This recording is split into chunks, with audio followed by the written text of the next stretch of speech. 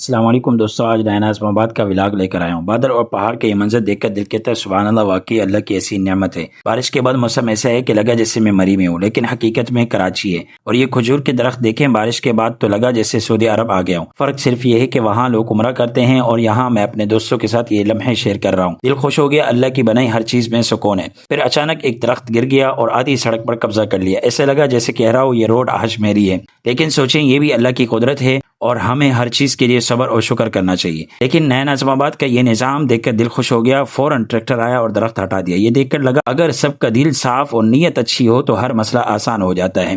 آخر میں فٹ بال اسٹیڈیم پہنچے، بچے کھیل رہے تھے، سیکھ رہے تھے۔ دل خوش ہوا کہ یہ نسل کھیلوں میں آگے بڑھ رہی ہے، نہ کہ صرف موبائل پر لگی رہے۔ یاد رکھیں، زندگی کی ہر نعمت اللہ تعالیٰ کی طرف سے ہے۔ کھیل، خوشیاں، دوست، سب اس کی عطا ہے۔ اگر آپ کو یہ لمحے پسند آئے تو براہ کرم میری آئی ڈی قاری شہباز ولاگ کو فالو کریں تاکہ میں آپ کے لیے اور بھی مزیدار اور دل کو لگنے والے ولاگ لے کر آ سکوں۔ اللہ حافظ۔